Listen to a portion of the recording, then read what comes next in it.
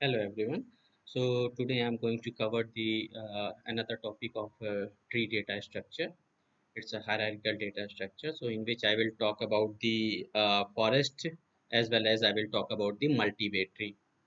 So before going to understand this topic, you have to cover up the binary tree or binary search tree. Then you can understand the concept of forest and multi-way tree in a easygoing manner. So let's start with the forest first. So what is forest now? Forest is a collection of one or more disjoint set. इसको थोड़ा brief में इस तरीके से समझा सकता हूँ मैं कि जैसे कि एक सिंगल पेड़ की जब हम बात करते हैं, ट्री की जब बात करते हैं तो स्टैंड अलोन ट्री कहलाता है, लेकिन जब मल्टीपल ट्रीज हो जाते हैं, thousands of trees together, we can say that it's a forest. Got it? मतलब कई सारे ट्रीज जहाँ हो वहाँ पे फॉरेस्ट कहलाता है. Got it? तो उसी प्रकार से जो फॉरेस्ट की डेफिनेशन भी है कि it's a collection of one और मोर डिसजॉइंट ट्रीज, एक या एक से अधिक जो डिसजॉइंट ट्रीज जो आपस में कनेक्टेड ना हो, उनके कलेक्शन को हम फॉरेस्ट कहते हैं, जो कि बेसिकली ऑर्डर्ड ट्री माना जाता है. Okay. And most important thing है जो समझने लायक है कि जब भी हम मतलब कैसे किसी ट्री से हम फॉरेस्ट क्रिएट कर सकते हैं, तो इसके लिए ये है कि किसी भी ट्री के अगर हम रूट नोड को डिलीट कर दें, ट्राई टू अंडरस्टैंड कि अगर किसी भी ट्री के रूट नोड को हम डिलीट कर दें तो डेफिनेटली वो दो सब ट्रीज में बढ़ सकता है, यानी कि वो तो डिपेंड करता है कि कितने चाइल्ड्स हैं रूट नोड के, उतने ही पॉसिबल सब ट्रीज में बढ़ जाता है, और वो सब ट्रीज अपने आप में एक स्टैंड अलोन ट्रीज होते हैं. सो किसी भी ट्री से फॉरेस्ट क्रिएट करने का इजी गोइंग तरीका है कि उस ट्री से उसके रूट नोड को डिलीट कर दिया जाए. Cut it?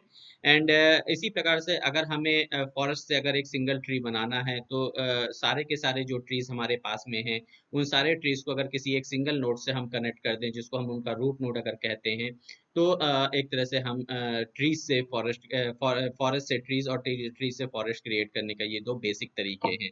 तो जैसा कि आप समझे कि रूट डिलीट करने से फॉरेस्ट बन जाता है, रूट ऐड करने से हमारा ट्री क्रिएट हो जाता है. यहाँ पे एग्जाम्पल के तौर पे आप देख सकते हो कि ये जो दो हमारे ट्रीज हैं, ये दो स्टैंड अलोन ट्रीज हैं, और अगर इन दो स्टैंड अलोन ट्रीज को हम आपस में कनेक्ट कर दें किसी रूट नोड से, तो ये हमारा एक तरह से देखा जाए तो ट्री बन जाता है, एक कंप्लीट सिंगल ट्री बन जाता है. और इन दोनों को अगर हम इस रूट नोड से अलग कर देते हैं तो ये दो जो स्टैंड अलोन ट्रीज हैं, ये मिलकर एक डिसजॉइंट ट्री होने की वजह से ये आपस में एक फॉरेस्ट क्रिएट करते हैं. There is a one-to-one mapping between forest and boundary tree. Both are means for the each and every node one-to-one mapping will be there, and the same operation that we can perform on a tree, the similar function or same operation we can perform on forest also. तो boundary tree में जो भी operation आप perform कर सकते हो, insertion है, searching है, डिलीशन है, एडिंग न्यू नोड है, ऑल दीज थिंग्स, वो सारा का सारा ऑपरेशन आप फॉरेस्ट में भी अप्लाई कर सकते हो, फॉरेस्ट में भी परफॉर्म किया जा सकता है. अब बेसिकली बात आती है कि भाई ट्री की जो बेसिक एप्लीकेशंस हैं, डेफिनेटली जो ट्री की बेसिक एप्लीकेशंस हैं वो फॉरेस्ट की भी एप्लीकेशंस होगी, क्योंकि इसमें कोई खास डिफरेंस तो है नहीं है, सिमिलर काइंड ऑफ थिंग्स है. लेकिन फिर भी फॉरेस्ट का यूज कहाँ होता है, इसको समझने के लिए मैं कुछ आपको एप्लीकेशन एरियाज एक्सप्लेन करना चाहूंगा. तो सबसे पहला जो एरिया है जहाँ फॉरेस्ट डेटा स्ट्रक्चर का यूज होता है, वो है social networking websites. Social networking website ऐसे प्लेटफॉर्म को कहते हैं जहां मोर देन वन पीपल्स यानी पर्सन्स आपस में कनेक्ट होते हैं, आपस में अपनी इंफॉर्मेशन, अपने थॉट्स, अपनी फीलिंग्स शेयर करते हैं. ऐसे प्लेटफॉर्म को हम सोशल नेटवर्किंग वेबसाइट्स कहते हैं. जैसा कि फेसबुक में हम इंटरेक्ट होते हैं अपने डिफरेंट फ्रेंड से, लिंक्डइन प्रोफाइल में हम डिफरेंट फ्रेंड से कनेक्ट होते हैं, even though we follows the different persons into the Twitter. So these are nothing but the popular websites, popular social networking websites, we can say that. In websites में जो भी stand alone व्यक्ति होता है, जो इन जिनका, जैसे अगर फेसबुक में आपका अकाउंट हो तो आप एक सिंगल नोड से रिप्रेजेंट होते हैं, you are sending a request to someone else, and if someone else has been accepted your request, it means you both of you have one link, जिस लिंक के through आपस में आप एक दूसरे से कनेक्ट हुए. तो जैसा कि हम ट्री में या ग्राफ में देखते हैं कि उसमें मल्टीपल नोड्स होते हैं, एंड वो सारे नोड आपस में जो इंटरकनेक्ट होते हैं वो एक लिंक के थ्रू होते हैं. ओके. सो उसी प्रकार से जो इन सोशल नेटवर्किंग साइट्स हैं, इनके रिप्रेजेंट करने के लिए भी हम ट्री डेटा स्ट्रक्चर और ग्राफ डेटा स्ट्रक्चर का यूज करते हैं. Okay. And let's suppose that अगर दो व्यक्ति आपस में इंटरकनेक्टेड होते हैं, एक दूसरे को एक दूसरे की फ्रेंड रिक्वेस्ट एक्सेप्ट करते हैं, तो उनके बीच में जो रिलेशनशिप बनता है उसको रिप्रेजेंट करने के लिए फॉरेस्ट डेटा स्ट्रक्चर का यूज किया जाता है, क्योंकि हर एक व्यक्ति का अपना खुद का एक फ्रेंड सर्कल होगा एंड वो आपस में मिलकर एक सिंपली एक फॉरेस्ट का निर्माण करते हैं, एक फॉरेस्ट बनाते हैं। फॉरेस्ट डेटा स्ट्रक्चर में इस तरीके का जो डेटा होता है, जो इस तरीके की प्रोफाइल्स की जो इन्फॉर्मेशन होती है, उसको स्टोर करने के लिए फॉरेस्ट डेटा स्ट्रक्चर का यूज किया जाता है। अगला जो वेल नोन कॉमन एप्लीकेशन है फॉरेस्ट डेटा स्ट्रक्चर का, वो है big data and web scrapers. Big data पे अगर हम पहले बात करते हैं तो website are organized in the form of the tree data structure. तो सारी की सारी वेबसाइट कैसे ट्री डेटा स्ट्रक्चर में होती है, जैसे ट्री में एक डेजिग्नेटेड नोड होता है, रूट नोड। उसी प्रकार से किसी भी वेबसाइट में जाइए तो उसका एक जो मेन पेज होता है, जो होम पेज होता है, उसको index dot H T M L, index dot P H P आपने देखा होगा, या index dot dot net, not dot net और समथिंग लाइक दैट। तो जो होम पेज होता है वो आपकी रूट डायरेक्टरी होती है, root node we can say that, and afterwards we have multiple pages inside of that. We can say that these are the different childs. Each and every pages once again have different hyperlinks over there, so once again we are creating the child of the child nodes. So इन सारे data को जो represent है, जो उनका structured होता है, जो इनको स्टोर करने का तरीका होता है, उसके लिए फॉरेस्ट डेटा स्ट्रक्चर यानी बेसिकली ट्री डेटा स्ट्रक्चर का यूज किया जाता है। Okay, and when we as well as जब भी हम किसी वेबसाइट से या डेटा को स्क्रैप करते हैं, डाउनलोड करते हैं, सो ऑन दैट टाइम जो डेटा डाउनलोड होता है उसको स्टोर करने के लिए भी फॉरेस्ट डेटा स्ट्रक्चर का यूज किया जाता है, क्योंकि डेफिनेटली मल्टीपल वेबसाइट्स हैं, मल्टीपल वेबसाइट्स के multiple different root nodes, different child nodes, different sub child nodes and all those. तो इस प्रकार से इसके डेटा को भी स्टोर करने के लिए फॉरेस्ट डेटा स्ट्रक्चर का यूज किया जाता है। एक well known and popular application की अगर अपन बात करते हैं तो ऑपरेटिंग सिस्टम स्टोरेज में आप सभी के पास में लैपटॉप है और डेस्कटॉप है, जिसमें आप देखते हो कि आपके पास में सी ड्राइव होती है, डी ड्राइव होती है। इन सारी ड्राइव्स में क्या होता है, डी ड्राइव में आप मल्टीपल फोल्डर्स होल्ड करते हो, हर फोल्डर के अंदर सब फोल्डर्स होते हैं, सब फोल्डर्स के अंदर मल्टीपल फाइल्स होती हैं। फाइल्स की भी जब हम बात करते हैं ऑपरेटिंग सिस्टम के डीप कॉन्सेप्ट पे जाओगे तो पेजिंग है, सेगमेंटेशन है, ब्लॉक्स हैं, व्हाट आर दीज, ये सारे के सारे जो फाइल सिस्टम आर्किटेक्चर है, ये सारा का सारा आर्किटेक्चर एक हायरार्किकल डेटा स्ट्रक्चर में स्टोर होता है, and that hierarchical data structure is nothing but the forest data structure, we can say that. Okay, so ये तीन well known and popular common applications हैं जो फॉरेस्ट डेटा स्ट्रक्चर में जहां use किया जाता है। Next, we come to the point what is multi-way tree. We have gone through the binary tree definitely. तो अगर मैं पहले binary tree को explain करूँ तो binary tree में एक root node होता है, designated node, और binary tree के नियम के अनुसार binary tree के maximum दो ही child हो सकते हैं, left child हो सकता है और right child हो सकता है। only one maximum जो child होंगे वो दो child ही होंगे, या तो कोई child ना हो, या तो single child हो, या तो फिर दो child हो, और जो हमेशा child का creation है left to right direction में create होता है। So whenever we are trying to means if we are suppose that at the root node, so how many different possible ways are there through which we can reach into another data। अगर हम किसी दूसरे data item में पहुंचना चाहते हैं और हम किसी पर्टिकुलर नोड पे हैं, किसी भी पर्टिकुलर नोड पे हैं, तो हमारे पास में कितने अलग डिफरेंट तरीके होते हैं जिससे कि हम किसी दूसरे नए एलिमेंट पे पहुंच सके या दूसरे नए एलिमेंट को एक्सेस कर सकें। So if we talk about the binary tree, so we have the two possible ways कि either we can go into the left direction or we can go into the right direction. We have two ways to find out a particular element in binary tree. Got it? अगर हमें किसी particular नए element को find out करना तो हमारे पास में दो अलग अलग तरीके हैं। उसी तरीके से जब हम मल्टी वे के ट्री की बात करते हैं तो let's suppose that if we are in a particular root node, then we can have the means there is no restriction like only two children should be there, it can have the three children also.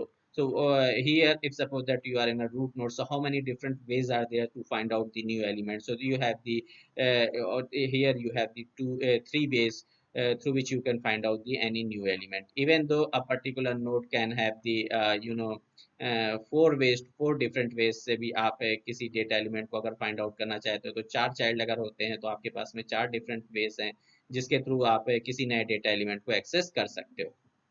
Okay, तो जिस तरीके से यहाँ पे अगर हम binary tree की बात करें तो बाइनरी ट्री को हम ये भी कह सकते हैं कि ये एक टू वे ट्री है, क्योंकि यहाँ पे दो डिफरेंट तरीके से हम डेटा एलिमेंट, नए डेटा एलिमेंट को फाइंड आउट या स्टोर कर सकते हैं। उसी प्रकार से अगर मैं इस पर्टिकुलर डायग्राम की बात करूँ तो ये थ्री वे ट्री है, अगर मैं इस डायग्राम की बात करूँ तो इसको मैं फोर वे ट्री भी कह सकता हूँ। तो ये मल्टीवे ट्री वहीं से आता है कि जब हम टू वे ट्री या उससे ऊपर बढ़ जाते हैं, यानी 3 वे 4 वे 5 वे समथिंग लाइक दैट, जब हम ऐसे आगे बात करते हैं तो इसी को हम कॉमनली तरीके से कह सकते हैं कि this is a multiway tree. Okay, तो ये मोर जनरलाइज फॉर्म है बाइनरी सर्च ट्री का।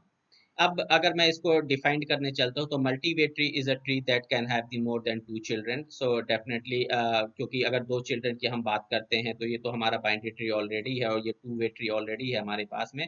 सो we should go ahead of this and we should talk about the more than of the 2 children.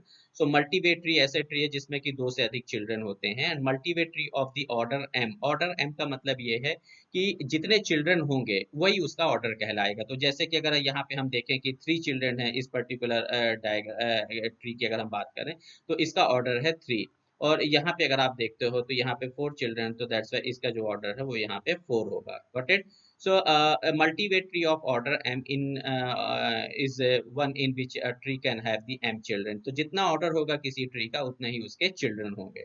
कोई समस्या नहीं है अभी यहाँ तक तो, कि जो भी ट्री का ऑर्डर होगा उतने ही उसके चिल्ड्रन होंगे। Okay, and now come to the next point, as with the other tree that have been studied, अभी तक जितने भी ट्री हमने पढ़े हैं, the node in an MV tree will be a made up of the key fields। अब जैसा कि इसमें भी आप देखें तो यहाँ नोड का काम क्या था? नोड का काम था बेसिकली डेटा एलिमेंट को स्टोर करना, जिन डेटा एलिमेंट को हम की एलिमेंट भी कहते हैं। तो बेसिकली जितने भी ट्रीज हमने पढ़े तो वहां पे नोड में क्या काम था कि डेटा एलिमेंट को हम यहाँ स्टोर करते थे, चाहे वो इस पर्टिकुलर नोड की बात करें, इस पर्टिकुलर नोड की या इस पर्टिकुलर नोड की बात करें, तो इन नोड्स का काम था डेटा एलिमेंट्स को स्टोर करना। Okay, and in this case m-1 keys fields and pointers to the children. अब इस केस में हमारे पास में m-1 कीज होंगी। अब देखो ये m-1 की का कॉन्सेप्ट समझिएगा। m तो आप समझ गए कि m is nothing but the number of childrens. तो किसी भी पर्टिकुलर नोड के मैक्सिमम जितने नंबर ऑफ चिल्ड्रन हैं वो उसका ऑर्डर कहलाता है। अगर ट्री में मैं कहता हूँ किसी नोड के हो सकते हैं 2 ही चिल्ड्रन हो, किसी के 3 हो, किसी के 4 हो, तो उस ओवरऑल ट्री की जो मैक्सिमम चिल्ड्रन है किसी पर्टिकुलर नोड के, that is 4। So we can say that the order of the tree is that is 4। तो यहाँ m तो हम समझ गए। अब यहाँ बात आती है की, यानी वो डेटा एलिमेंट जो किसी भी स्पेसिफिक नोड में यानी किसी भी नोड पे स्टोर होंगे, चाहे वो इस नोड की बात करूं चाहे मैं इस और नोड की बात करूं, तो मैक्सिमम कितने डेटा एलिमेंट्स स्टोर हो सकते हैं। तो अभी तक तो जब हम बाइनरी ट्री की बात करते तो किसी एक नोड में एक ही डेटा एलिमेंट स्टोर होता था, लेकिन यहाँ पे हम बात कर रहे हैं कि इस प्रकार का जो एमवे ट्री होता है उसमें m-1 की फील्ड्स होते हैं। m is nothing but the how many number of childs are there, it means how many number of ways we can search out a particular element. So that's why यहाँ पे m-1 keys हो गए। तो अगर यहाँ पे मैं कहता हूँ कि 3 ऑर्डर है हमारे ट्री का, तो यहाँ कितने एलिमेंट हो गए? यहाँ पे 2 स्टोर कर सकते हैं, maximum 2 elements we can store in a node। And if here we can see that the m value is nothing but 4, so here maximum 3 elements we can store in a single node। Got it? So this is a very important thing that you have to understand कि अभी तक binary tree, binary search tree में हम केवल single value को store कर रहे थे नोड में, जबकि मल्टीवे ट्री में हमें इस बात की बेनिफिट मिलता है कि किसी भी एक नोड में on the basis of the order of the tree हम उससे एक कम एलिमेंट्स को स्टोर कर सकते हैं, यानी एक से ज्यादा एलिमेंट्स को भी किसी नोड में स्टोर किया जा सकता है। इसका क्या बेनिफिट होगा ये अभी हम आगे देखते हैं। तो ये तो बात हुई मल्टीवे ट्री की। अब बात करते हैं हम मल्टीवे सर्च ट्री की। तो चूंकि जिस प्रकार से जो मल्टीवे ट्री बाइनरी ट्री का जर्नलाइज्ड फॉर्म है, उसी प्रकार से मल्टीवे सर्च ट्री भी बाइनरी सर्च ट्री का जर्नलाइज्ड फॉर्म है। तो जो बाइनरी सर्च ट्री का कॉन्सेप्ट है वही same concept multiway search tree में भी लगता है। बाइनरी सर्च ट्री का कॉन्सेप्ट था कि जो लेफ्ट चाइल्ड या लेफ्ट नोड है या लेफ्ट चाइल्ड है, उसकी जो वैल्यू होगी ऑलवेज उसके पेरेंट नोड की वैल्यू से छोटी होगी। एंड की वैल्यू की मैं बात कर रहा हूँ जो डेटा एलिमेंट हम स्टोर करते हैं एक्चुअल में, और जो राइट चाइल्ड की वैल्यू होगी वो पेरेंट नोड की वैल्यू से बड़ी होगी। यही बाइनरी सर्च ट्री का कॉन्सेप्ट था। वही सेम कॉन्सेप्ट यहाँ पे मल्टीवे सर्च ट्री में भी अप्लाई होता है कि ऑलवेज जो लेफ्ट चाइल्ड होगा किसी नोड का उसमें छोटी वैल्यू और राइट चाइल्ड में हमेशा बड़ी वैल्यू होगी उस पर्टिकुलर नोड से, उस पेरेंट नोड से। Okay, and let's come to the point here कि to understand more in brief what is multiway search tree. Each internal nodes of the multiway search tree. अब multiway search tree के जितने भी internal nodes होंगे, internal nodes उन node को कहते हैं लीफ नोड को छोड़ के बाकी के जो नोड है हमारे वो इंटरनल नोड्स हैं। Okay, has at least 2 children. तो हर एक इंटरनल नोड के एटलीस्ट 2 चिल्ड्रन तो होंगे ही होंगे, 2 तो मिनिमम होने ही चाहिए। पहला पॉइंट ये हो गया।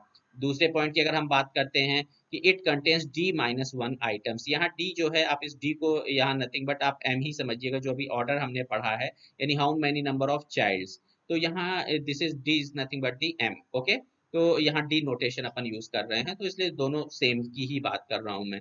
तो हर एक नोड जो होंगे वो कितने डेटा आइटम्स स्टोर करेंगे, डी माइनस वन, यानी कि जो ऑर्डर है ट्री का उससे एक कम डेटा एलिमेंट्स स्टोर होंगे, where D is the number of children, ये हमने यहाँ पे स्पेसिफिक आपको बता भी दिया। नेक्स्ट है जो अगले इंपॉर्टेंट बात करते हैं कि टी इज ऑर्डर्ड, यानी अब देखिए एक सबसे जो इंपॉर्टेंट चीज है कि जो हमारा पर्टिकुलर नोड होगा उसमें जो डेटा एलिमेंट्स होंगे वो ऑर्डर्ड वे पे होंगे। अब अभी तक तो ये होता था कि किसी एक नोड में केवल एक ही डेटा एलिमेंट स्टोर होगा तो कोई ऑर्डर वाला मैटर ही नहीं था।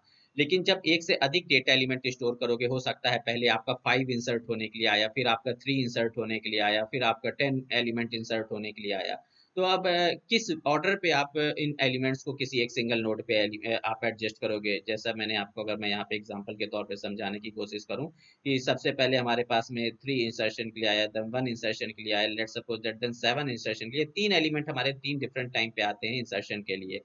तो चूंकि सबसे पहला एलिमेंट 3 आया तो वो तो 3 तो अपने सबसे पहली पोजीशन पे स्टोर हो जाएगा, लेकिन जब नेक्स्ट 1 आता है इंसर्शन के लिए, तो चूंकि ये ऑर्डर्ड है तो ये इंक्रीमेंट ऑर्डर में सारे एलिमेंट सेट होते हैं, तो ऑलवेज यहाँ पे पहले 1 आएगा और 3 की शिफ्टिंग बगल साइड में हो जाएगी, फिर नेक्स्ट एलिमेंट 7 इंसर्ट आएगा, चूंकि 7 सबसे बड़ा है इसलिए 7 सबसे लास्ट में जाके इंसर्ट होगा, तो T is a ordered set, ठीक है। फिर meaning that all the elements in the subtree to the left of an item are less than the item itself and all the elements in the subtree the right are the item are the greater. हमेशा जो सबसे left left element होंगे वो छोटे होंगे और right side के जो एलिमेंट होंगे वो बढ़ते हुए क्रम में होंगे, ओके। तो अगर आप लेफ्ट डायरेक्शन में चलते हो तो 731 वो घटते हुए क्रम में है, और जब आप राइट डायरेक्शन में 137 की ओर मूव आउट होते हो तो ये इंक्रीमेंट ऑर्डर पे आपको यहाँ डेटा एलिमेंट मिलेंगे। Next, a node of the M search tree, जैसा कि आप यहाँ देख सकते हो कि एक पर्टिकुलर नोड है, यहाँ पे आप देख रहे हो इस डायग्राम में, यहाँ पे एम वे सर्च ट्री में m minus one distinct order keys होंगी। तो अगर ऑर्डर हमारा m है तो definitely m minus one keys होंगी, एंड जिसमें ये जो सारी कीज है, जैसा कि यहाँ पे थोड़ा सा इसको अपन सेट कर दें, ये एक्चुअली 2 है और यहाँ पे ये 1 नहीं है, ये यहाँ 3 है, और इसी तरीके से बढ़ते जाते हैं m माइनस वन। तो यहाँ पे आप देख सकते हो कि कीज जो स्टार्ट हो रही है वो 1 से स्टार्ट हो रही है, तो 1 2 3 4 up to m minus one keys we will have in a specific node. And children कितने होंगे, डेफिनेटली चिल्ड्रन जितना ऑर्डर होगा उतने ही होंगे, तो यहाँ पे m चिल्ड्रंस होंगे। तो आप यहाँ देख सकते हो जो हमारा जो वैल्यूज है चिल्ड्रन है जो 0 से स्टार्ट हो रहा है और up to m minus one है, it mean total m childrens भी है। यहाँ पे इसको हमने टी इसलिए नाम दिया क्योंकि एक नोड का जो अगर उसकी बात करें तो उसके नीचे जो चाइल्ड नोड्स हैं वो अपने आप में भी एक सब ट्रीज होते हैं, उसके बाद में भी कई सारा ट्रीज होता है। तो नाउ ये एक टी जीरो यानी ट्री जीरो है, देन टी वन है, देन टी टू, यानी different trees we have afterwards following, क्योंकि आगे बाद में भी आगे सब ट्री उसके होंगे, ओके। तो इस तरीके से हमने सारी डेफिनेशन देखी। Multi way search tree is nothing but the same concept we have the binary search tree. बस इतना है, बाइनरी सर्च ट्री में एक नोड में एक ही एलिमेंट स्टोर होता है, और मल्टी वे सर्च ट्री में as per the order of the tree multiple different elements we can store, okay. And one more question you can ask over here कि sir maximum तो हम समझ गए कि ठीक है m चिल्ड्रन होने चाहिए, अगर m चिल्ड्रन है किसी ट्री के तो m माइनस वन कीज होंगी, और m माइनस वन कीज हैं तो डेफिनेटली जो है m चिल्ड्रंस होंगे। ये तो मैक्सिमम की बात रही। व्हाट अबाउट द मिनिमम की कम से कम कितने होना चाहिए, तो यहाँ पे जो मिनिमम है, here you can see that कि upper bound of m by 2 and the lower bound of m by 2 keys we have the minimum, okay. So मैं एक एग्जांपल के तौर पे समझाने की कोशिश करता हूँ कि जैसे यहाँ पे आप इसमें देख रहे हो कि यहाँ एक सिंगल नोड है, इस सिंगल नोड में 3 एलिमेंट हैं, और 3 एलिमेंट होने की वजह से आप ये कह सकते हो सीधे सीधे कि जो m की वैल्यू है यहाँ पे कितनी होगी, 4 होगी, क्योंकि चूंकि कीज अगर 3 हैं तो definitely m plus one childrens होने चाहिए, sorry keys plus one childrens होने चाहिए, तो यहाँ m की जो वैल्यू है वो है 4। तो यहाँ पे आप देख सकते हो कि चूंकि m की वैल्यू 4 है तो यहाँ पे जो कीज है हमारे पास में वो m minus one, that would be 3। What about this one, अब यहाँ पे मैं एक एग्जांपल लेता हूँ कि लेट सपोज दैट हमारे पास में m की वैल्यू 5 है, यानी कि जो हमारे ट्री का ऑर्डर है वो 5 है, और किसी एक नोड में मैक्सिमम 4 एलिमेंट्स स्टोर हो सकते हैं, मैक्सिमम की बात है। अब अपन मिनिमम पे चलते हैं, तो मिनिमम पे अगर अपन देखते हैं तो यहाँ m डिवाइड बाई 2 करेंगे तो 5 डिवाइड बाई 2 करने पे हमें मिलेगा 2.5, एंड 2.5 का अपर बाउंड यानी कि यहाँ पे जो सीलिंग फंक्शन है उसके अकॉर्डिंग यहाँ पे हमें वैल्यू मिल जाएगी कि 3। तो जो चिल्ड्रंस हैं दैट वुड बी 3, मिनिमम की बात कर रहा हूँ कि ऐसा कोई ट्री जिसका ऑर्डर 5 उसमें मिनिमम 3 चिल्ड्रन तो होने ही चाहिए। और दूसरी चीज अगर हम उसके कीज की बात करें कि हर एक नोड में मिनिमम कितने एलिमेंट्स होने चाहिए, तो दैट वुड बी यहाँ पे फ्लोर फंक्शन है, दैट्स मिनिमम 2 एलिमेंट तो हर नोड में होने ही चाहिए एज पर दी रूल, तभी जाके हम उसको एमवे ट्री कहेंगे। तो ये दोनों रूल्स को आपको याद इसलिए भी रखना है क्योंकि मोस्ट ऑफ द टाइम जो कॉम्पिटिटिव एग्जाम्स होते हैं उसमें इस टाइप के क्वेश्चंस पूछे जाते हैं। और बेसिकली आपको ये मिनिमम वाला जरूर याद रखना है क्योंकि ये तो ज़्यादा ट्रिकी नहीं है, लेकिन ये थोड़ा सा ट्रिकी होने की वजह से इससे रिलेटेड क्वेश्चन, ये फ्लोर फंक्शन सीलिंग फंक्शन को चेंज कर देता है और ऑप्शन में और फिर क्वेश्चन पूछ लिया जाता है। तो इस बात को हमें ध्यान रखना है कि मिनिमम और मैक्सिमम, सॉरी, मिनिमम कितने चिल्ड्रन और मिनिमम कितनी कीज होंगी। अब अगर ये हमारे पास में नोड है तो हम एक एग्जांपल लेकर समझने की कोशिश करते हैं कि लेट्स सपोज दैट हमारे पास में किसी एक नोड में मैक्सिमम 3 एलिमेंट्स स्टोर हो सकते हैं, तो किस तरीके से इसके चाइल्ड क्रिएट होंगे। तो चूंकि अगर यहाँ पे 3 एलिमेंट्स हैं, 3 कीज हैं, तो ये तो क्लियर हो गया कि इसके जो चाइल्ड होने चाहिए वो आप इतना तो आपको श्योर हो गया कि इसके चाइल्ड तो 4 होने चाहिए, क्योंकि जो कीज है कीज प्लस 1 में उसके चाइल्ड क्रिएट होते हैं। तो इस तरीके से हमारे पास में 4 चाइल्ड तो होने चाहिए। अब मैटर आता है कि ये जो 4 चाइल्ड है वो कनेक्ट किस तरीके से होंगे, क्योंकि ये अभी ये उनके लिए पेरेंट नोड हो गया, तो ये जो चाइल्ड नोड है वो कैसे कनेक्ट होंगे। तो समझिए, एक तो नियम तो सीधा सीधा क्लियर है कि जो लेफ्ट मोस्ट जो चाइल्ड होगा, लेफ्ट मोस्ट चाइल्ड की जो भी वैल्यूज होंगी वो उसके रूट नोड की वैल्यूज से छोटी होंगी। तो यहाँ लेफ्ट मोस्ट चाइल्ड को हम इस तरीके से कनेक्ट करेंगे कि इस पर्टिकुलर चाइल्ड नोड में जितने भी वैल्यूज होंगी वो उनकी वैल्यू 10 से कम होगी, क्योंकि पेरेंट नोड में जो सबसे मिनिमम वैल्यू है दैट इज 10। तो इस लेफ्ट मोस्ट चाइल्ड नोड में जितनी भी वैल्यूज होंगी 10 से कम होंगी, तो it can be 2, it can be 3, like that anything, जो भी वैल्यू होगी वो इससे कम होगी। अब बात आती है राइट मोस्ट की भी बात कर लेते हैं। तो राइट मोस्ट का नियम हम जानते हैं कि हमेशा जो पेरेंट नोड है उससे वैल्यू उसकी बड़ी होती है। तो इस राइट मोस्ट की अगर हम बात करें तो चूंकि राइट मोस्ट में यहाँ पे इसमें जो पेरेंट नोड है इसमें मैक्सिमम वैल्यू 30 है, तो राइट मोस्ट जो चाइल्ड नोड है इसमें जो भी वैल्यू होगी वो 30 से ज्यादा ही होगी। It can be 35 and it can be 100, like that, कुछ भी जो भी वैल्यू होगी वो इससे ज्यादा ही होगी। अब आता है बात इन दोनों बीच की, जो ये जो हमारे बीच के दो और जो चाइल्ड बचे। तो देखिए, एक रेंज तो हमारे पास में 10 से 20 के बीच की है और दूसरी रेंज है 20 से 30 के बीच की। तो ये जो पर्टिकुलर चाइल्ड होगा सेकंड नंबर वाला, उसकी जो रेंज होगी, कोई भी डेटा एलिमेंट जो भी इस पर्टिकुलर नोड में होगा उसकी वैल्यू 10 से बड़ी होगी और 20 से छोटी होगी। ओके, इस बात को हमेशा ध्यान रखना कि जो भी इस नोड में डेटा एलिमेंट स्टोर होंगे उनका जो वैल्यू होगी वो 10 से लार्जर और 20 से स्मॉलर होगी, क्योंकि ये जो नोड है वो 10 के लिए राइट चाइल्ड है और 20 के लिए लेफ्ट चाइल्ड है। तो चूंकि 10 के लिए राइट चाइल्ड है तो ऑब्वियस है कि 10 से बड़ी वैल्यू इसमें होनी चाहिए, और 20 के लिए लेफ्ट चाइल्ड है तो जो भी वैल्यू है वो 20 से छोटी होनी चाहिए। तो here you can store 11, here you can store the anything 15, 15, 16, whatever you want to store, but उसकी जो वैल्यू होगी वो 10 से छोटी होगी।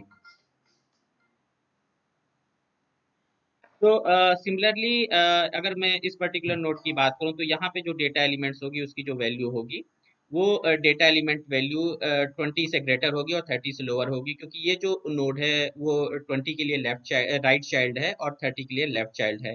तो दैट्स वाई यहाँ जितनी भी वैल्यू हैं वो हो सकती हैं 20 से बड़ी, यानी कि ये 25 हो सकती है, 27 हो सकती है, बट 30 से बिलो होनी चाहिए। तो यहाँ हमने देखा कि 3 एलिमेंट्स थे हमारे नोड में, और उसके जितने एलिमेंट थे, जितने कीज थी, उससे एक एक्स्ट्रा जो एक प्लस में हमारे पास में चिल्ड्रन होने चाहिए, वो चिल्ड्रन आपने देखे। साथ ही साथ हमने ये भी समझा कि ये जो चाइल्ड नोड्स हैं इसमें जो डेटा एलिमेंट्स वैल्यूज डिस्ट्रीब्यूटेड होती हैं वो किस मैनर में होती हैं। तो लेफ्ट मोस्ट में स्मॉलेस्ट, राइट मोस्ट में ग्रेटेस्ट, एंड बिटवीन में कैसे डेटा एलिमेंट्स डिस्ट्रीब्यूटेड होते हैं। फाइन।